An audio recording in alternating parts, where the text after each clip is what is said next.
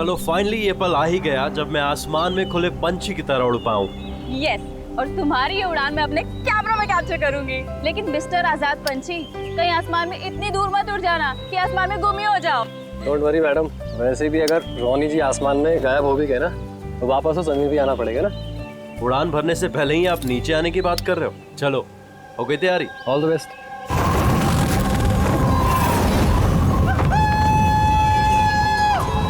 Yes, this is so much fun! Oh my God! Woohoo! Yes, come on, keep going, keep going. Alia, I love you!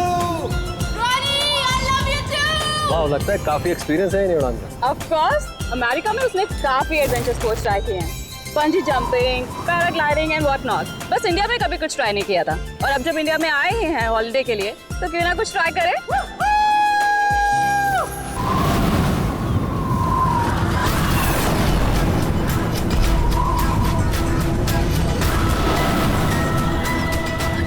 रोनी को कुछ हो गया।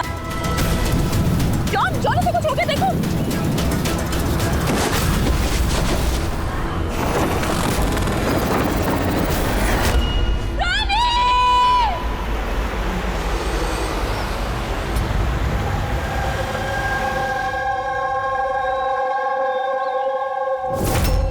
मैं और रोनी तो यहाँ हॉलिडे मनाने आए थे। मुझे क्या पता था कि ये रोनी का आखिरी दिन साबित होगा। आलिया, हम जानते हैं ये घड़ी तुम्हारे लिए मुश्किल है, मगर प्लीज हिम्मत से काम लो।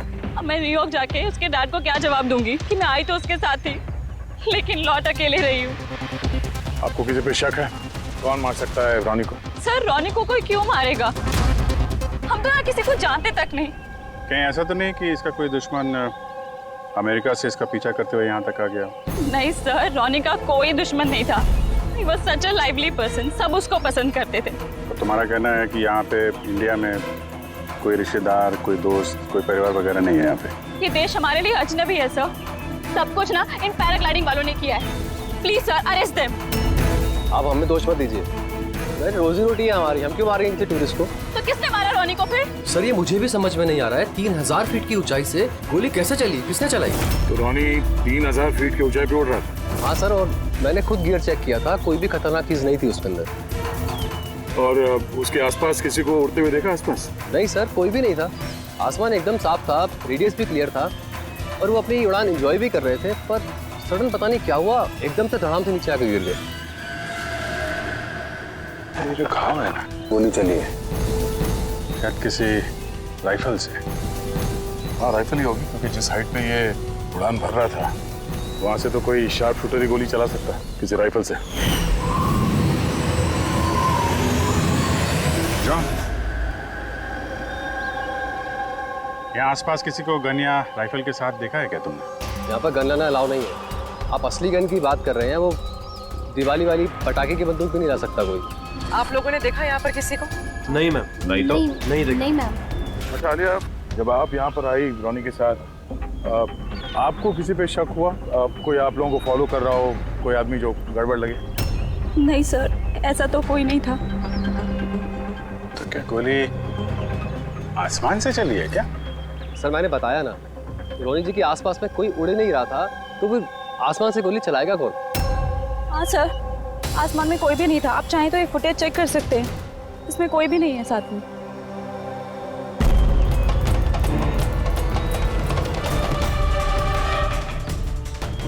फुटेज में तो रोनी के आसपास दूर दूर तक कोई दिख नहीं रहा है। सर जमीन से नीचे से ऊपर किसी ने गोली नहीं चलाई। ये कह रहे हैं कि जब वो ऊपर रुका था तो कोई उसके आसपास नहीं था, तो ऊपर से भी गोली नहीं चला सकता। ये बताइए, ये गोली चली तो चली कहाँ से और किसने चलाई?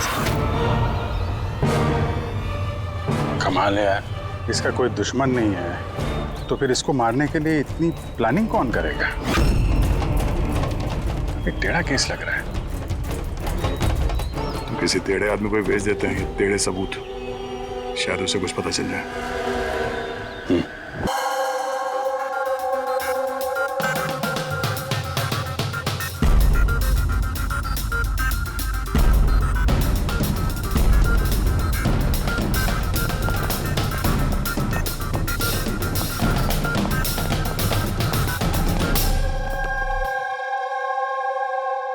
वाह, आज आप दोनों जिस कदर काम में डूबे हुए हो, ऐसा लगता है कि बहुत सारे सुराग देके भेजने वाले हो हमें यहाँ से। बहुत सारे सुना। हाँ, और अगर एक भी नहीं मिला तो? सीधे सीधे बता ना, कोई सबूत मिला ही नहीं है, कोई सुराग ही नहीं मिला तुझे। सर उस गोली के बारे में कुछ पता नहीं चला? इतना पता चला है कि भाई ऊपर से किसी यूएफओ ने गोली चलाई हो। यार सालों के क्या बच्चों जैसे यूएफओ की बातें करते हो। और ये क्या है, ये बता, हमें समझाने के लिए किया है क्या? हाँ बता। ये देखो बॉस, रॉनी ग्राउंड से 3000 फीट की ऊंचाई पर उड़ान भर रहा था और गोली लगी है उसे इससे भी ऊपर से, लगभग 1000 फीट की ऊंचाई से। और ये गोली 60 डिग्री के एंगल से लगी है उसे। मुझे तो सोच सोच के चक्कर आ रहे हैं। आसमान में ऊपर से कौन गोली चला सकता है रोनी पे, और वो भी कैसे? अभी ठहर जा, और चक्कर आएगा। बॉस, ये गोली लगभग 3 किलोमीटर की दूरी से चली है ना, बड़ी अजीब बात है। गोली 3 किलोमीटर की दूरी से चलती है, 60 डिग्री में आती है, रॉनी के गले में घुस जाती है टेढ़ी। मतलब राइफल भी इस्तेमाल की है, बड़ी पावरफुल। बिल्कुल बॉस, राइफल भी पावरफुल है और गोली चलाने वाला भी पक्का निशानेबाज। इतनी ऊंचाई पर हवा बहुत तेजी से बहती है और टेम्परेचर भी ऊपर नीचे होता रहता है, फिर भी उसका निशाना चूका नहीं, एकदम अचूक पॉइंट पे लगा। तो गोली चलाने वाला भी मंजा हुआ खिलाड़ी है सर, एक शार्प शूटर। बिल्कुल, और ऐसे शार्प शूटर आसानी से तो मिलते नहीं जो ऐसा कारनामा कर जाए। लेकिन सर हमने सारे वीडियोस देख डाले। जब रॉनी आसमान में था तो उसके आसपास ना तो कोई चॉपर था ना पैराशूट, आसमान एकदम साफ था सर। वही तो समझ में नहीं आ रहा है कि ये किलर, ये गोली चलाने वाला था कहां पर, जबकि सारा आसमान साफ था, जब बादलों में छुप कर बैठा था। और सर वो गोली से क्या पता चला है? कुछ नहीं मिला पूर्वी। मैंने बैलिस्टिक डिपार्टमेंट का पूरा डेटाबेस चेक किया। ऐसी गोली का तो कोई रिकॉर्ड ही नहीं है। सर, ये गोली जरूर कस्टम मेड बनवाई गई है। हाँ, अपने हिसाब से बना ली गोली। एक ऐसी गोली जो 3 किलोमीटर से चलती है और बिल्कुल निशाने पे लगती है। और सर, अगर ये गोली इतनी जबरदस्त है तो इसकी राइफल भी काफी स्पेशल होगी। हाँ, एक काम करते हैं, ये गोली फायर आर्म्स विंग और बैलिस्टिक डिपार्टमेंट में भेजते हैं, देखते हैं क्या रिपोर्ट आती है। अब ये जो भी कोई है, इतने ऊपर चला गया खून करने के लिए, अब जल्द से जल्द इसे जमीन पर लाते हैं।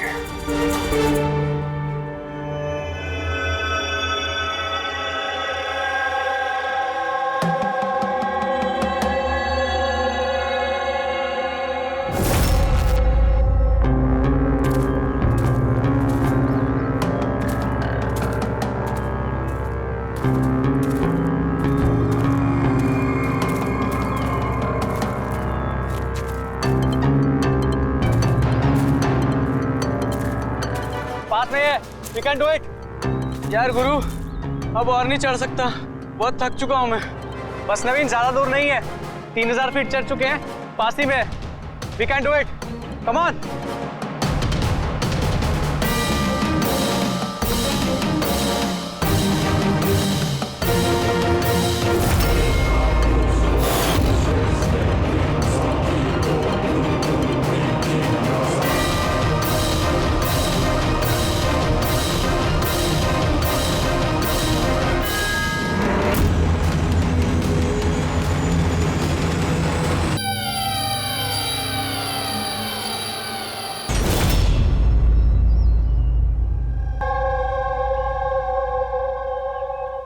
ऐसे लग रहा है जैसे रॉनी के मर्डर की फोटोकॉपी देख रहे हैं। 3000 फीट की ऊंचाई पे ठीक वैसे ही गोली मारी है सर के पीछे। इसको भी ऊपर से गोली। क्या आप लोग जब ट्रैकिंग कर रहे थे तो ये हितेन के पीछे भी कोई था क्या? नहीं सर, हितेन ही सबसे पीछे था सर। सर ये देखिए फुटेज। सर ये वही जगह जहाँ पे ये सब कुछ हुआ। कमाल है। पीछे तो सिर्फ खुला आसमान है, ऐसी कोई जगह दिख ही नहीं रही है जहां से गोली चलाई जा सके। तो इसे गोली कहां से लगी? दोनों केसेस में पता नहीं चल रहा है कि गोली चली कहाँ से है। सर एकदम सही कह रहे। आसमान से कोई कौवा या कबूतर थोड़ी गोली चलाएगा। ये गोली चली तो चली कहाँ से? और ये दोनों गोलियां 24 घंटे के अंदर अंदर चली। मुझे लगता है इन दोनों केसेस का आपस में कोई ना कोई कनेक्शन तो है। तो ये हितन काम क्या करता था? सर वो कॉलेज स्टूडेंट था सर, मुंबई ग्रेजुएशन करने आया था सर। ट्रैकिंग का बहुत शौक था उसको। अजीत, समझ में नहीं आ रहा, कोई एक कॉलेज स्टूडेंट को मारने के लिए इतनी प्लानिंग क्यों करेगा? वही तो, पहले रॉनी और अब ये हितन। इससे पहले कि आसमान से चलने वाली गोली का कोई तीसरा शिकार हो जाए, इस खूनी तक पहुंचना होगा जल्दी से जल्दी। और दोनों को मारने का तरीका भी क्या? High profile. सर दोनों की मौत हुई है एडवेंचर स्पोर्ट्स करते हुए। जमीन से हजारों फीट ऊपर मारा है सर। मगर सर सोचने वाली बात है कि खूनी ने ये एडवेंचर स्पोर्ट वाला समय ही क्यों चुना इनको मारने के लिए? वो तो उन्हें कभी भी मार सकता था। इतनी लंबी प्लानिंग 2 बच्चों को मारने के लिए। सिर्फ प्लानिंग ही लंबी नहीं दया, गन भी लंबी। ये ऐसी। ये कौन सी राइफल है सर? ये है TX-65, रशियन गन है बॉस, लॉन्ग रेंज। ऐसी ही गन से मारा गया होगा। सालुंके साहब, क्या इस गन से 3 किलोमीटर दूर निशाना लगाया जा सकता है? हाँ फ्रेडी, शूटिंग रेंज में ट्राई करके देख लिया है। इसकी रेंज 3 किलोमीटर से ऊपर ही है। ऐसी गन तो आर्मी वालों के पास या फिर आतंकवादियों के पास ही मिलेगी। बिल्कुल बॉस, और इसीलिए मुझे लगता है कि ये सिर्फ मर्डर का मामला नहीं है, कोई बहुत बड़ा गुनाह होने वाला है, लार्ज स्केल पर। दया सर, काम करो, दिल्ली में जाओ इंडियन इंटेलिजेंस विंग में और पता लगाओ कि ये ऐसी गन किसके हाथ लगी थी और कैसे।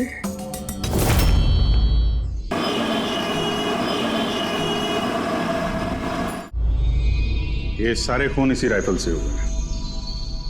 और आप लोग तो जानते हैं, ऐसी हाई प्रोफाइल राइफल सबके हाथ में तो लग नहीं सकती। आप बिल्कुल सही कह रहे हैं सर। और गौर करने की बात तो ये है सर कि ये राइफल कोई खरीदना भी चाहे तो खरीद नहीं सकता। ये 1 या 2 पीस नहीं बिकती, पूरा का पूरा अलॉटमेंट होता है। तो पिछले कुछ सालों में जो आतंकवादी हमले हुए हैं उसमें ये इस तरह के राइफल इस्तेमाल हुए थे? जी हाँ। तो आपको किसी आतंकवादी गिरोह पे शक है? जी हाँ, अगर हमारा अंदाजा सही है तो हम जानते हैं कि इसके पीछे किसका हाथ है। कौन? इलवारे जिले में कुछ समय पहले हमारी आर्मी ने बहुत सारे हथियार जब्त किए थे। उन हथियारों में ये वाली राइफल भी। हाँ प्रताप सर, सारे आतंकवादी मारे, उनमें से एक आतंकवादी बचकर निकल गया और हमने उनके सारे हथियार जब्त कर लिए। Well done Pratap sir. और जो आतंकवादी भागकर गया है उसके बारे में सारे पोस्ट को अलर्ट कर दो। तो ये काम उस आतंकवादी का हो सकता है जो बचकर निकल गया था वहां से?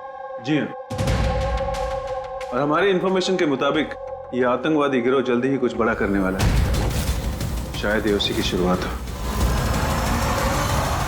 ये दोनों जुर्म कोई मामूली खून नहीं है, ये जरूर कोई बड़ी साजिश है, बड़ी साजिश, आतंकवादी हमले की साजिश।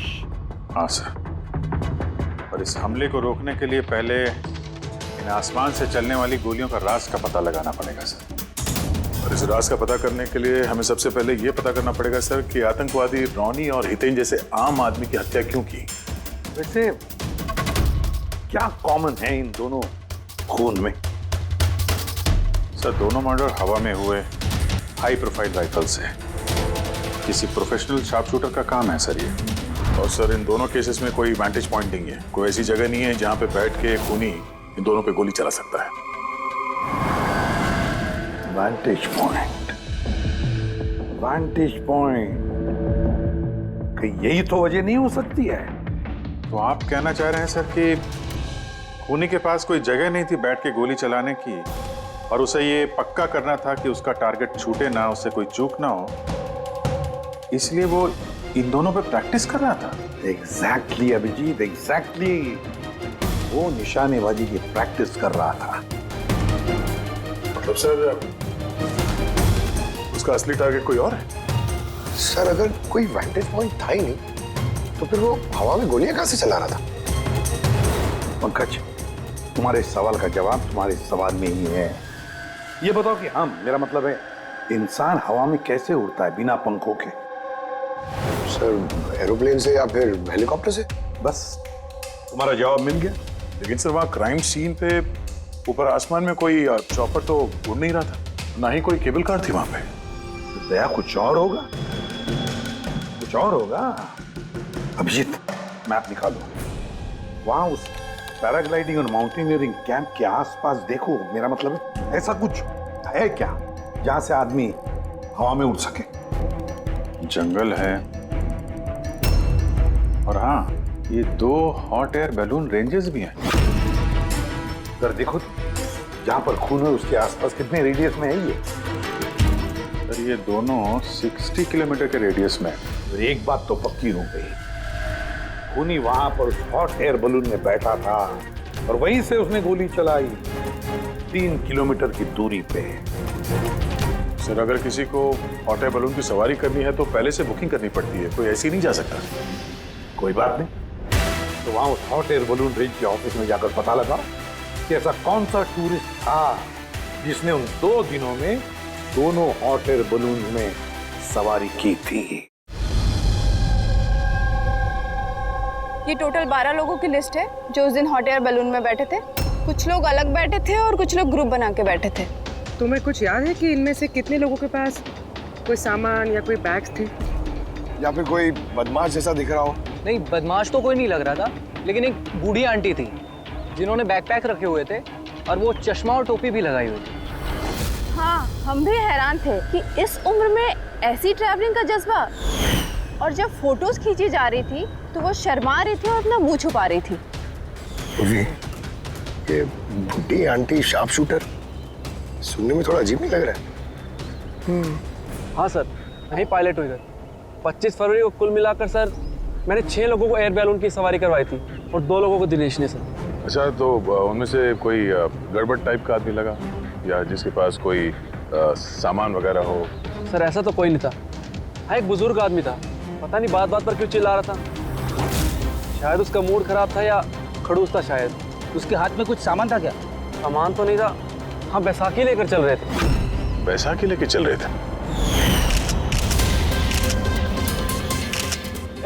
तुम लोग की हिम्मत कैसे हुई मेरी तस्वीर लेने की बिना मुझसे पूछे? जरा भी तमीज है कि नहीं है? उड़ाओ उसे, उड़ाओ। अच्छा, फोटो खींचने पे नाराज हो गए? कितनी अजीब बात है ना सर।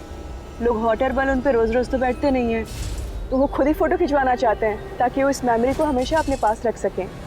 और कोई खास बात याद है उनके बारे में? सब पता नहीं बतानी चाहिए या नहीं। नहीं नहीं, बोलो, जो भी याद है खुल के बताओ।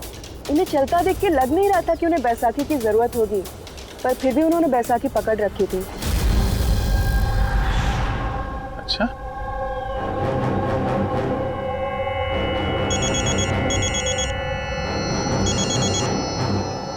हाँ सर। अपूर्वी, कुछ मालूम पड़ा? सर यहाँ पर एक बूढ़ी औरत आई थी और उसके हाथ में एक बैकपैक भी था, और हाँ, फोटो खिंचवाने से भी एतराज कर रही थी। अच्छा, यहाँ भी एक बूढ़ा आदमी आया था हॉट एयर बलून में बैसाखी लेके, और उसे भी फोटो खिंचवाने से परहेज था।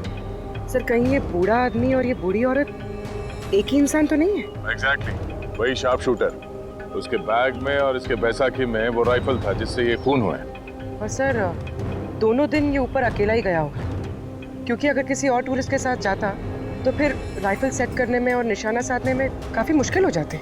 नहीं पूरी, मुझे लगता है वो अकेला तो नहीं गया होगा। मतलब हॉट एयर बलून चलाना और साथ में ये राइफल भी चलाना, दोनों काम एक साथ करना जरा मुश्किल है।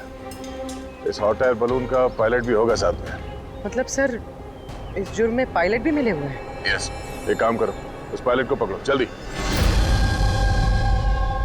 उस दिन उस बूढ़ी औरत को ऊपर बलून में कौन ले गया था? पायलट कौन था? संजीव था।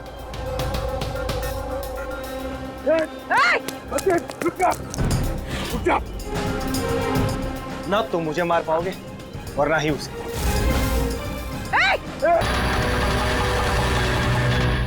ये तो अपनी जान देने के लिए तैयार था। ये कोई छोटे मोटे मर्डर्स नहीं है पंकज, कोई बहुत बड़ा मिशन है जिसे अगर जल्द से जल्द नहीं रोका गया तो कुछ बहुत बुरा हो सकता है। अच्छा गीता, 24 फरवरी को जो आदमी ग्रुप में नहीं जाना चाहता था, अकेले जाना चाहता था, उसका पायलट कौन था? कौन लेकर? सोलो ट्रैवलर को तो दिनेश लेकर गया था। कमाल है दिनेश, इतनी देर से चुप बैठे हो, कुछ बोल ही नहीं रहे हो। तुम लोग मुझे पकड़ नहीं पाओगे। अभी यमराज तुझे अपॉइंटमेंट देने के मूड में नहीं है। जब तक हमारे सवालों का जवाब नहीं मिल जाता, तुझे जिंदा रहना पड़ेगा। चल। मार लो, जितना मार सकते हो मार लो, मुझे कोई फर्क नहीं पड़ता। वैसे भी तुम्हारे इन कानून के कमजोर थप्पड़ों में इतनी ताकत नहीं है कि मेरे जुर्म की मजबूत हड्डियों को गला सके। समझे? तुम्हारे साथ जोर जबरदस्ती करना होता तो उसके लिए तो 2 मिनट का काम है हमारे लिए, पर बाद में ख्याल आता है तुम्हारे परिवार का, तुम्हारी बहन। अगले महीने उसकी शादी है ना? कैसा लगेगा उसे कि उसकी शादी हो रही है और शादी के वक्त उसका भाई इस दुनिया में नहीं है? हाँ? और तुम्हारी माँ हर महीने खर्चे के लिए पैसे भेजती हो ना, तुम्हारे जाने के बाद कौन ख्याल रखेगा उसका? कभी सोचा है इसके बारे में? हाँ?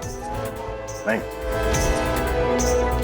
चलो, अब भी मौका है, सरकारी गवाह बन जाओ। वादा करते हैं तुम्हारे जेल जाने के बाद तुम्हारी माँ का ख्याल हम रखेंगे। सच? मतलब पूरा ख्याल रखोगे? पूरा ख्याल? हाँ, तुम्हारी माँ का पूरा ख्याल रखेंगे। तुम बस ये बताओ कि किसके लिए काम करते हो? तुम्हारा बॉस कौन है?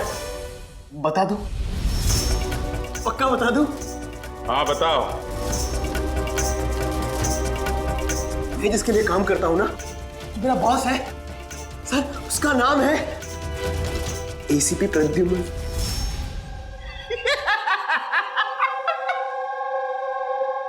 एसीपी प्रद्युम्न, जाओ पकड़ लो और गिरफ्तार कर लो उसे। कहा था ना, मैं कुछ नहीं बताने वाला, जो कर सकते हो कर लो। सीआईडी वाले, सीआईडी। ओ बॉस, बॉस।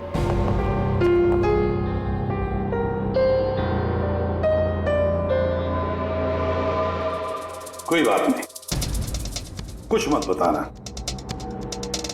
अब हम ना तुमसे कुछ पूछेंगे, कुछ बताने के लिए तुम पर जोर जबरदस्ती करेंगे, कुछ नहीं, सिर्फ एक करेंगे, हम तुम्हें सोने नहीं देंगे। सोने नहीं देंगे? वैसे भी मैं अगर जागता रहा तो मैं कुछ बताने नहीं वाला हूं आप लोगों को। कोई जरूरत नहीं, कुछ मत बताओ, पर सोने नहीं देंगे तुम्हें। ओके? यार दया, मैंने तो सुना है कि आदमी खाने पीने के बगैर तो काफी दिनों तक सरवाइव कर सकता है, लेकिन सोए भी ना, कितना तड़पेगा ये बेचारा। बड़ी बुरी मौत मरेगा, मुझसे तो देखा नहीं जाएगा।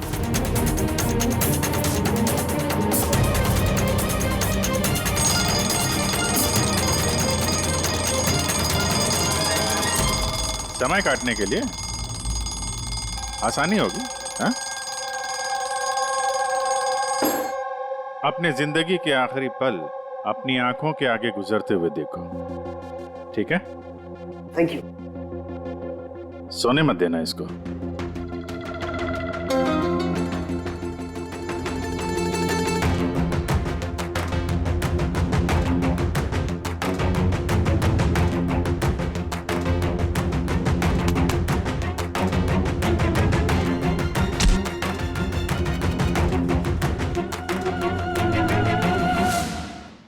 Ready sir. अरे कहाँ हो यार?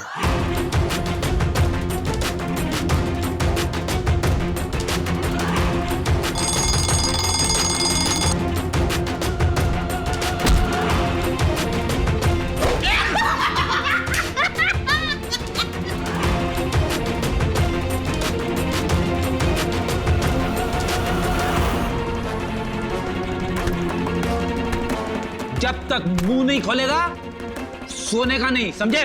5 मिनट में नहीं। नहीं 1 मिनट। 1 मिनट तो सोने दो। 1 सेकंड। सोऊंगा नहीं, नहीं सोऊंगा बिल्कुल नहीं, बिल्कुल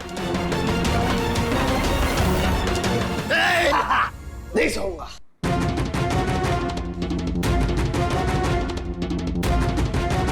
बस अब टूटने वाला ही है।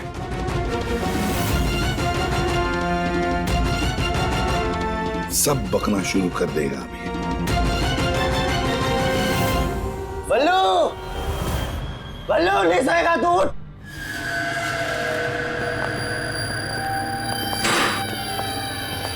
क्या सोना चाहता है? तो सोने देंगे ना भाई, क्या प्रॉब्लम है? चलो हम सोने देंगे तुमको। खाली ये बताओ कि तुम्हारे गिरोह का प्लान क्या है? हाँ बता दो। मेरा नाम दिनेश नहीं है, मेरा नाम मेरा नाम बल्लू है, दिनेश नहीं है मेरा नाम। और मुझे स्पेशली इसी मिशन के लिए तैयार किया गया था। और जो 2 मर्डर हुए थे ना, वो प्रैक्टिस थी।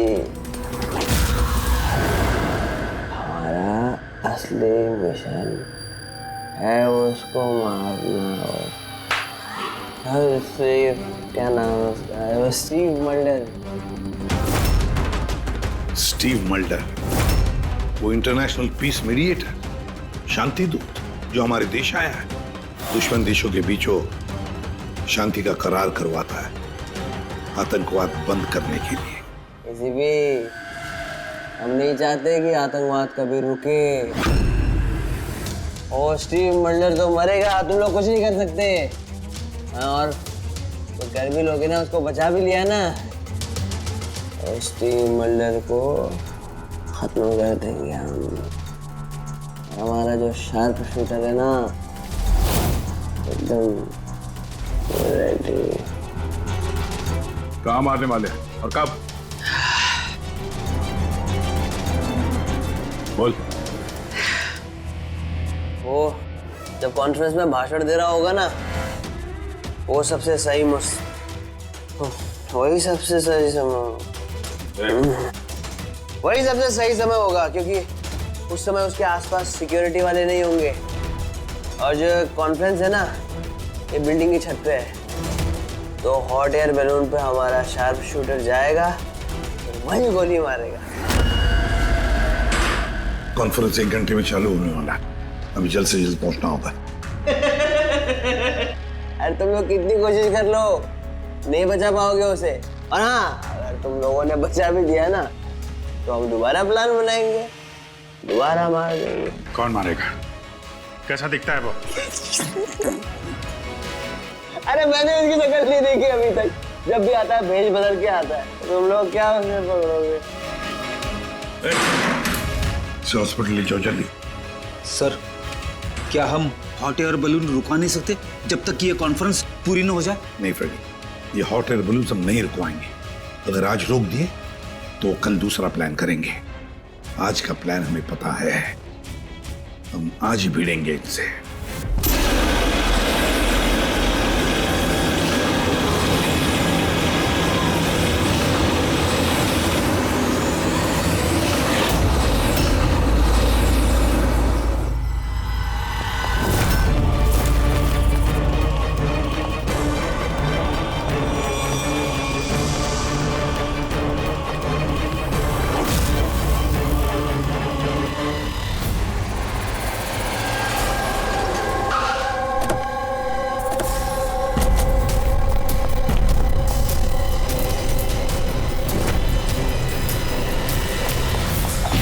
सीआईडी मिस्टर स्टीव मल्डर कहाँ है? ऊपर कॉन्फ्रेंस में। हमें ले चलो उनके पास, जल्दी हरिया।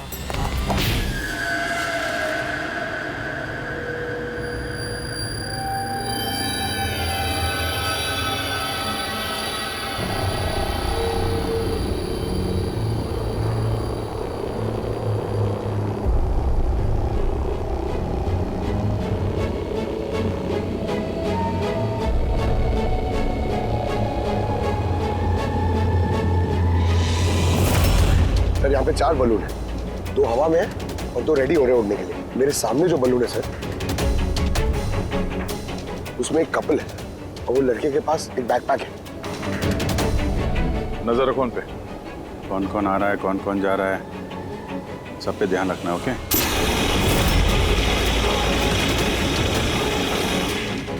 सर उनका बलून टेक ऑफ हो गया सर। हाँ।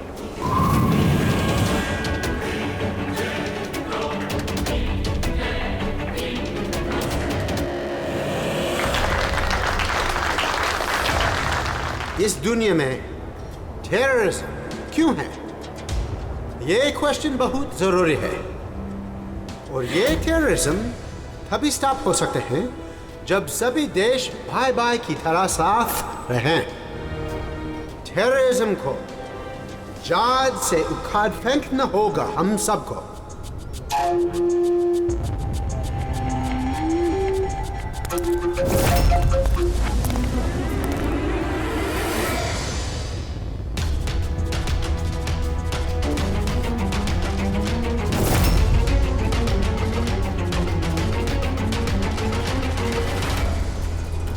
तो म्यूजिशियन है, उड़ने की तैयारी में है। उनके हाथ में गिटार के बैग है। अब ये बताना मुश्किल है कि अंदर गिटार है या गन।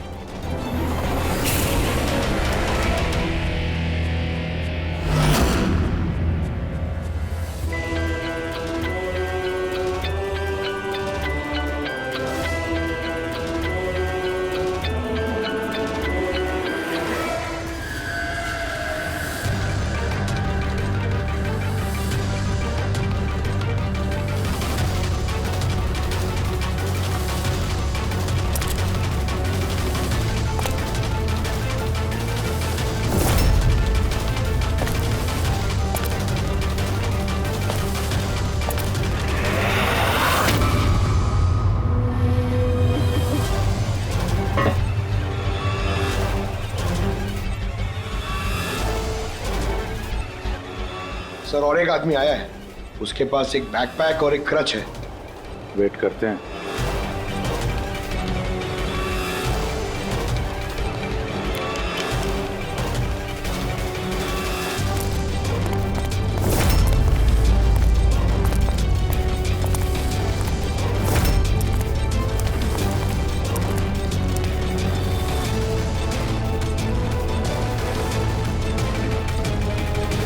सर कैमरा क्रू वाले आए हैं, उनके पास 2 बैग है।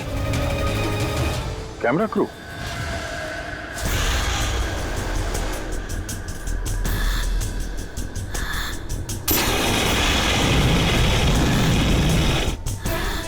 उन्हें नजरों से ओझल होने मत देना। नजर रखो उन पे।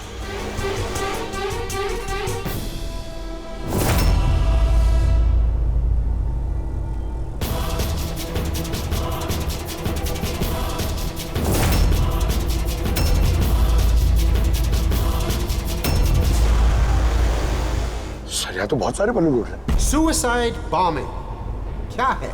कोई खुशी खुशी हो अपनी जान देने को कैसे रेडी हो सकते हैं? जिंदगी अनमोल। Oh no.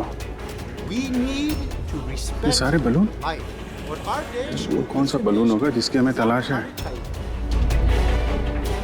लगता है भेष बदल के आया है। ये तो शक्ल से कुछ गड़बड़ लग रहा है।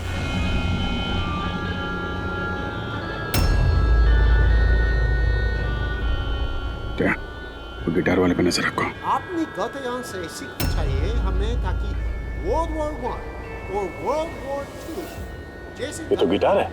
चल क्या रहा है ये? ऊपर जाके ये लोग म्यूजिक बजाने वाले हैं क्या? बाकी तो सारे बलून्स निकल गए, एक रह गया। मतलब सर इस बलून में हमारा sharp shooter. Wait and watch. मतलब सर इस बलून में हमारा शार्प शूटर। ये अपनी जगह से हिल रहा है। Camera crew. सर ये कहाँ गायब हो गया?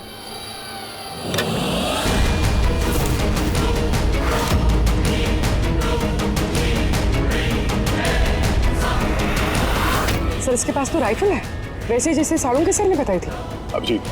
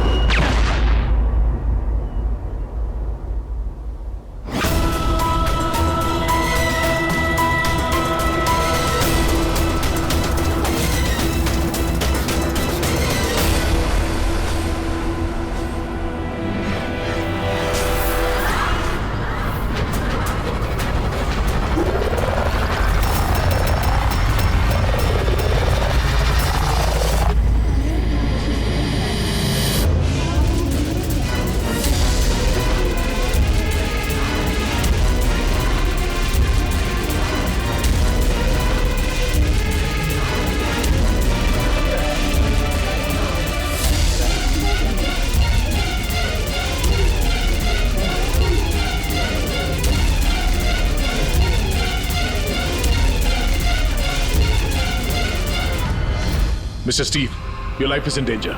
आपकी जान को खतरा है। आप क्या करें? We have a plan. Thank you CID. अगर आप लोग आज सुबह वक्त पे नहीं आते, मैं जिंदा नहीं होता। देखिए मिस्टर स्टीव, खतरा अभी गया नहीं है, अभी खूनी पकड़ा नहीं गया है, इसलिए बी सेफ है। Be careful. Okay Freddy, Pankaj, उस बलून पे नजर रखना, आंखों से ओझल होने मत देना। हाँ सर, हम लोग बलून को ट्रैक कर रहे हैं।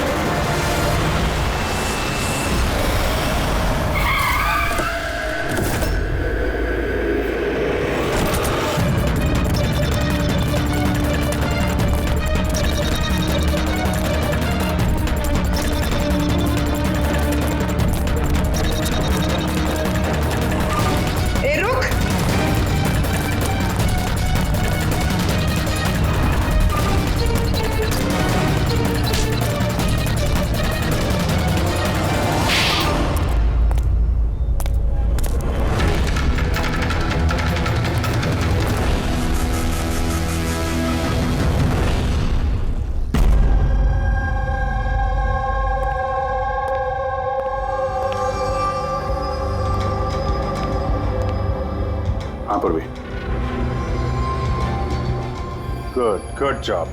Congrats. पकड़ गया killer, Mr. Abhijit? Yes, Mr. Steve, we got him. Yes. Well done. Well done. CID बरसों से इस देश की सेवा कर रहे हैं और आज एक बार फिर आपने एक खतरनाक टेररिस्ट को पकड़ लिए हैं। अभी वो पकड़ा गया है, बहुत जल्द हम उसके पूरे ग्रुप को पकड़ लेंगे। Mister Steve, we are very proud of you. आप जैसे लोगों की दुनिया को जरूरत है, जो आप जैसे साहसी हैं और नेक हो।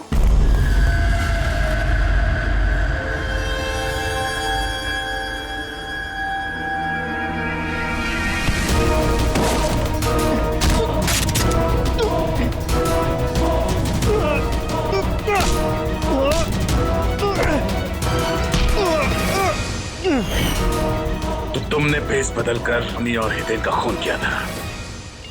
तुम मिस्टर शार्प शूटर, अब जेल की उड़ान भरना है, फांसी पे झूलते हुए, समझा? तुम्हें क्या लगता है तुमने मुझे पकड़ लिया तो स्टीव जिंदा बच जाएगा? कभी नहीं। हमारी तादाद इतनी ज्यादा है कि तुम्हारा कानून हमें ढूंढते ढूंढते थक जाएगा, लेकिन हम खत्म नहीं होंगे। खत्म होगा तो तुम्हारे ये देश। एक खटमल हमारे देश पे बुरी नजर डालने वाले आए और चले गए। जानता है हमारे देश को आजाद हुए कितने साल हो गए? 70 साल। और पिछले 70 सालों में हमारे देश के वीरों ने न जाने कितने आतंकवादियों का खात्मा किया है। आज तेरी बारी है, कल तेरे साथियों की बारी होगी। हमारा देश रहेगा और खुशहाल रहेगा, और अगर इस देश से किसी चीज का खात्मा होगा वो है आतंकवाद, समझा? आतंकवाद।